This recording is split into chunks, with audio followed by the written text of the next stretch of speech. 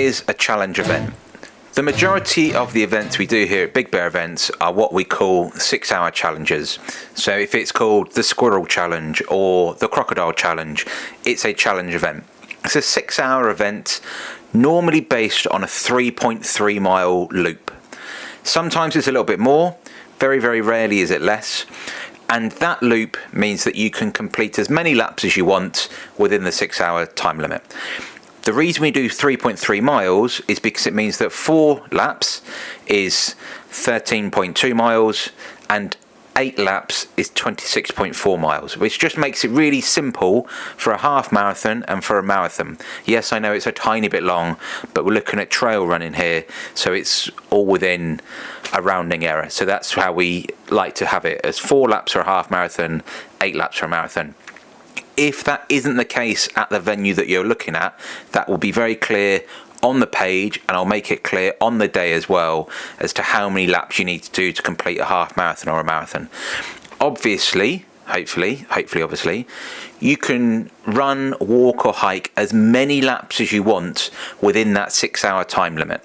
So you don't need to do a half marathon, you don't need to do a marathon. If you want to come and run 1 lap, brilliant. If you want to come and run for 6 hours and see how far you can go, brilliant. You do whatever you want to do. It makes no difference to me, anybody else on the course or anybody else anywhere, how far or how fast you go. It's completely up to you. Just for clarity as well, we say it's a 6-hour challenge.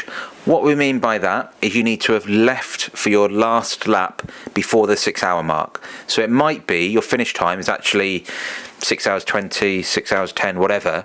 That's absolutely fine. So if you start that last lap before the 6-hour mark, you can finish that last lap, and that will be your overall time and distance. The time in between each lap, that keeps going, right? Once the clock starts at 9 a.m, the clock carries on going. So if you sprint round the lap and then spend 45 minutes having a cup of tea and a bit of Battenberg, that's absolutely fine. You do what you want to do, but the clock is still going. So you don't sort of finish the lap, clock out, stand around and then clock back in to then carry on running. It also means that if you want to start late and you've got to drop the kids off or there's traffic or anything like that, again, absolutely fine, but the clock started at 9 a.m. when everybody started. So the finish time is always the same. It's always going to be 3 p.m. for the challenge events that start at 9 a.m. We do sometimes have some that starts at different times, but it's always going to be 6 hours. And it's completely up to you what you want to do.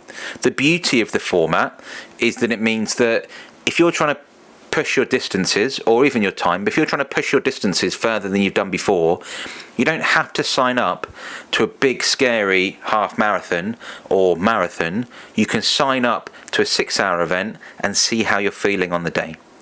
So if you're having a really good day, stay out, keep going, and you'll be amazed at what you can do.